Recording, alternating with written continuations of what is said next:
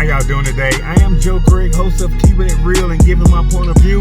Today I want to give my point of view of young kids, especially young African American boys, listening to explicit, I do mean explicit rap videos with all the cussing, degrading women, talking about the P and the A and the B and the C, D, E, F, and H-I-G-T in broad daylight. Now, here's my background, right?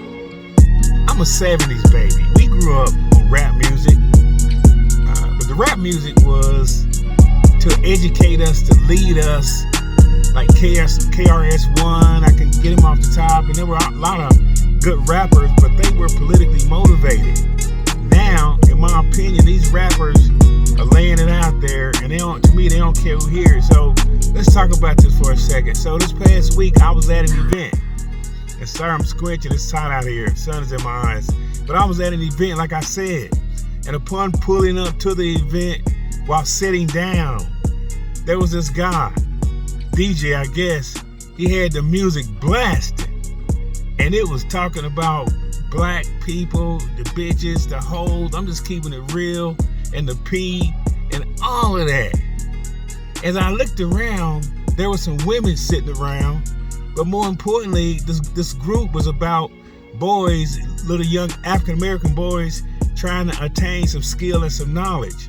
So I waited till the head person got there, and I politely told him, I said, sir, you know what? You trying to build something here with these kids, and these young boys. They already impressionable, and I'm going to keep it $1.50 in my opinion.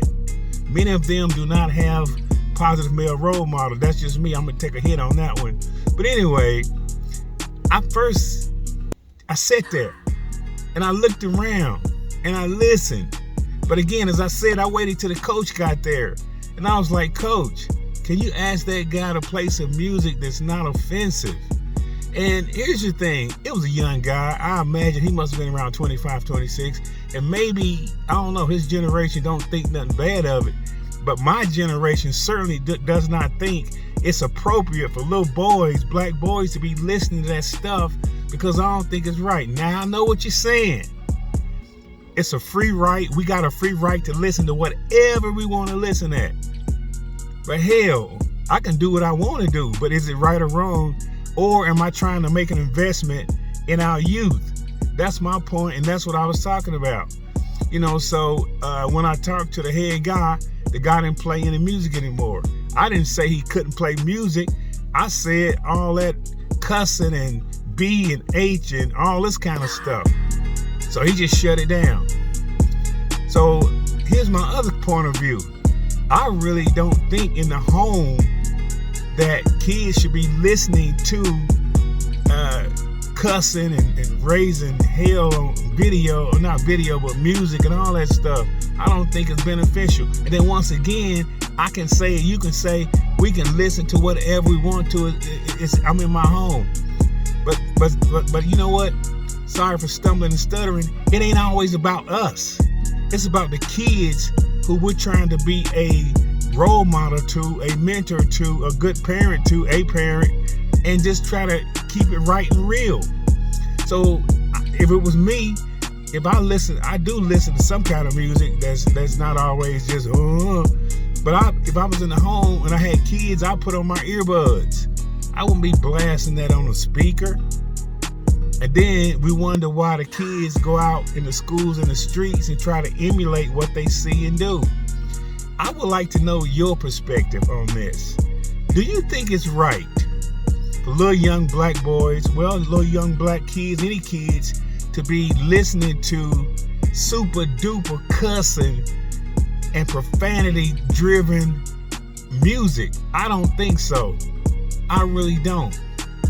Let me know your opinion. Hit us up at Reeling and Telling the Truth on YouTube, or you can shout out to me at the Joe Craig Show at gmail.com. Here's my thing, folks. I'm not telling you not to do it. I'm saying don't play that kind of music in front of the kids. We already behind the 8 ball, and I was just thinking about this. I was telling somebody this. Name me a culture that explicitly plays this kind of music in front of their kids. Do the Asians do it? I know some Hispanics do it because they into that culture. I know some whites do it because they into that culture. But in my personal experience, based on the time that I have been on this earth, I haven't seen a whole bunch of parents let their kids listen to that kind of stuff, nor play it in front of them. Again, put on some headphones, put on an earbud. Yeah, you can do what you want to do, but always being able to do what you want to do, is it right? Please, if you're gonna play that kind of music, put your earbuds in and play it in your ear. Because I don't think kids should be doing that. That's my point of view.